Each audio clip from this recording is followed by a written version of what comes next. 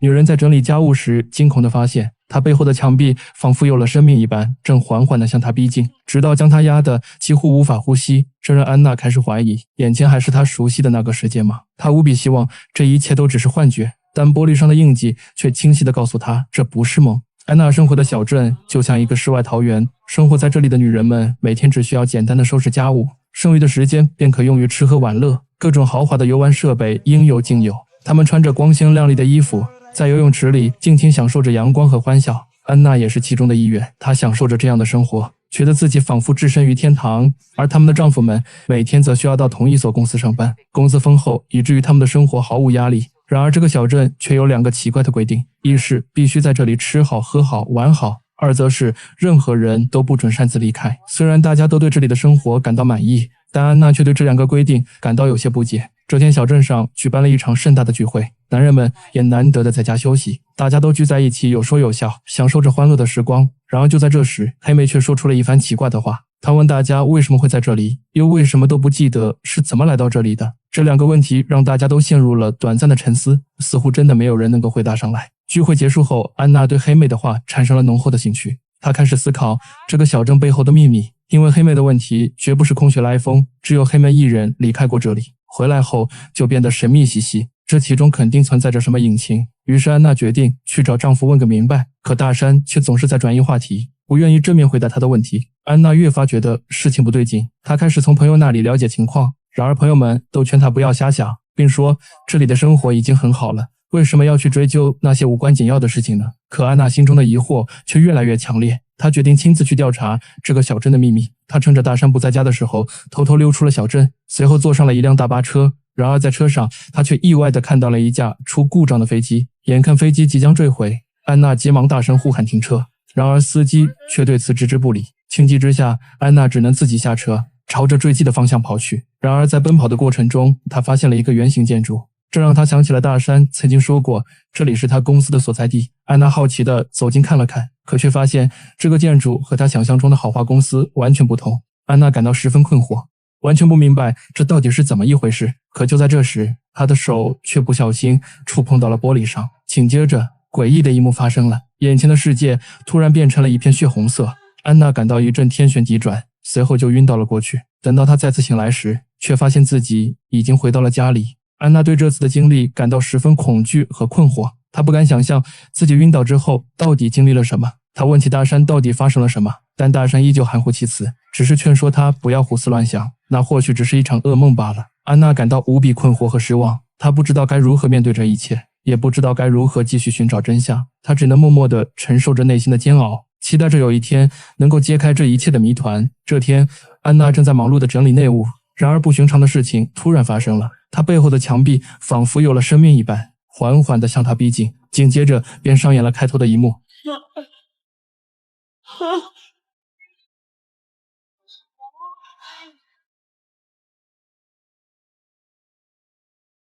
Hello? You went out there. You saw it. Margaret? You saw it. They're lying to all of us. No one asks any questions. We can't stay here anymore, Alice. I'm not crazy. You're being ridiculous and you need to stop this. Alice, you help me out. 安娜的心开始颤抖，但她仍然选择相信大山。然而当她正在镜子前练舞时，黑妹突然出现在镜中，她的举止与安娜如出一辙，仿佛镜子中的另一个自己。接着黑妹突然发疯般地向玻璃撞去，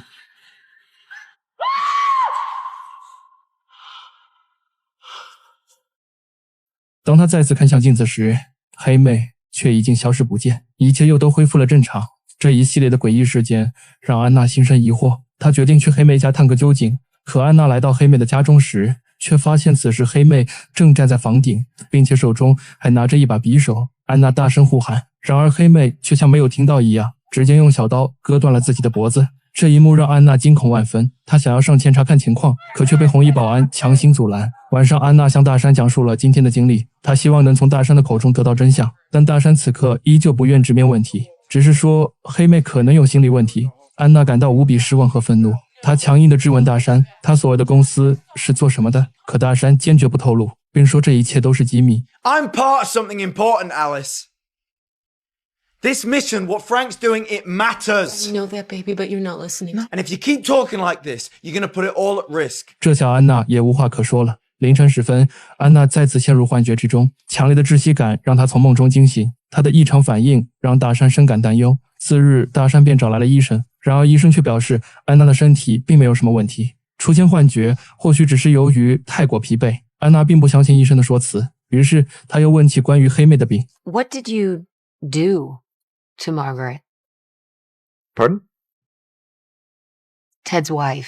医生神色慌张地看了一眼大山，随后表示黑妹是得了精神病，所以对于她的行为并不需要去理会。随后医生还劝告安娜不要过度操心一些无关紧要的事情。然而就在医生离开后，她却落下了自己的包。确定丈夫和医生一同离开后，安娜急忙打开皮包，她的目光被那份文件深深吸引，而那正是黑妹的病历。她小心翼翼地打开查看，可上面却只见一片漆黑，病历上的字迹已经被黑色颜料无情地抹去，一股阴谋的气息在空气中弥漫，这让安娜的心头涌起一股不安。这天，她和丈夫一起参加升职聚会，而医生也在角落里坐着，正和丈夫的老板交谈。而此时，他们正聚焦于安娜，本应是欢声笑语的庆祝时刻。然而，安娜的心头却始终笼罩着一层阴霾，黑妹的死以及她留下的谜团，如同一块沉重的石头压在安娜的心头。但今晚是丈夫的升职晚会，自己作为妻子自然无法离开。于是安娜来到了卫生间，而此时邻居也跟了过来。安娜便将心事讲给他听，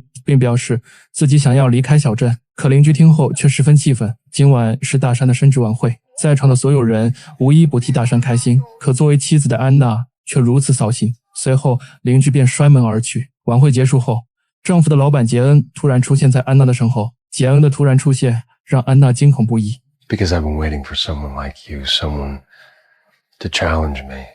他意味深长的话语像是一个谜题，让安娜更加坚定了逃离的决心。这天，众人坐在一起吃饭，安娜的脑海里闪现出一个疑问，她问其中的一对夫妇是怎么认识的。那对夫妇感到诧异，但还是回答了她的问题。他们说是在火车上相识的，可还没等他们说完，安娜便忍不住插嘴道：“是不是男人捡到了女人的车票？”然后两人因此结缘，夫妻二人顿时惊得目瞪口呆。然而，更令他们震惊的还在后头。经过一番询问，大家惊奇地发现，在座每个人的相遇故事竟然都如出一辙，世界上怎会有如此巧合之事？安娜沉思片刻后恍然大悟，莫非我们的记忆被篡改了？有人在暗中操控着这一切。她的话语掷地有声，一时间众人陷入了沉思。正当安娜准备继续深入剖析问题时，杰恩却突然打断了她。杰恩表示，小镇让大家幸福的生活，这里没有压力，没有斗争，每个人都非常幸福快乐，这一点希望大家不要忘记。而安娜或许是精神出现了问题。安娜听后心中五味杂陈，立刻反驳道： Let's talk about that. Where did it come from? 安娜的情绪越来越激动，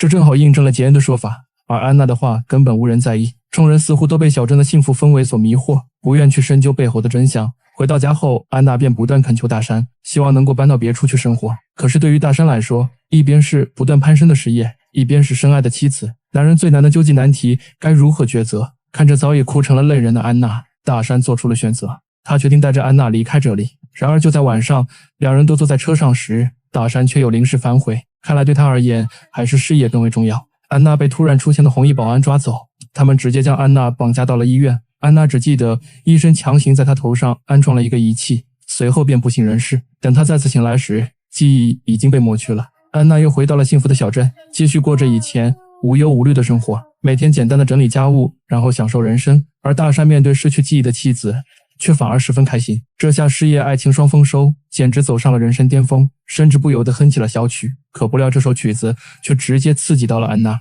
记忆碎片猛地涌入大脑。安娜想起了自己的过往，原来安娜以前是一名小护士，在一天的工作后，她感到身心俱疲。可反观大山却和废物一样，没有工作也不思进取，就连饭也要下班回家的安娜来做，一天两天还能稍微忍忍，可长期以往，又有哪个女人能忍受？两人的关系渐渐恶化，大山也意识到自己的婚姻即将分崩离析，可他并不想做出改变。就在他一筹莫展之际，网上的一则消息瞬间吸引了他的眼球。胜利公司的总裁杰恩推出了一个小镇计划，该计划可以让现实中的肉体昏迷，然后只要带上特殊的仪器，就能将意识进入到小镇之中，在那里他们可以过上随心所欲的生活。不过为了以防万一，昏迷的人的一部分记忆会被消除，为了留住安娜，于是大山果断报了名。之后的事情大家也都知道了。那么为什么小镇中的男人每天早上必须出门呢？那是因为男人们每天还必须回到现实世界，要不怎么有钱保证爱妻身体日常运行呢？大山以为这一切都是为了安娜好，可是这只是他以为，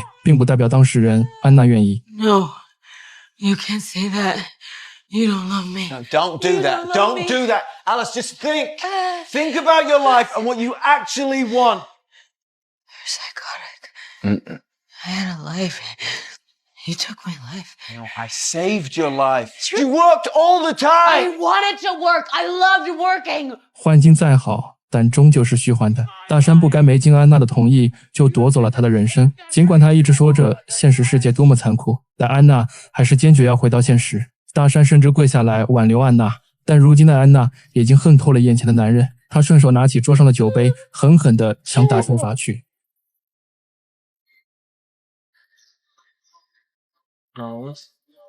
这时邻居劝他赶紧逃离这里。现在安娜已经知道了小镇的秘密，杰恩一定会全力将他留下，甚至杀死。而一旦在这里死去，那么现实中的自己也会死亡。安娜不敢停歇，现在她必须立刻前往山顶那个圆形建筑。回到现实的唯一途径就是触摸那里的玻璃。其实第一次的时候，安娜就回到了现实，可惜之后的记忆遭到了抹除。安娜开着车子卯足马力朝山顶疾驰，然而当她来到半山腰时，却发现身后有2辆车紧追而来。原来杰恩已经得知了安娜逃亡的消息，于是便派出了手下追击阻拦。几辆车在紧张刺激的追逐，好在安娜脑袋灵光特技好，找准时机一个急刹车，后面的追兵连人带车一起被炸开了花。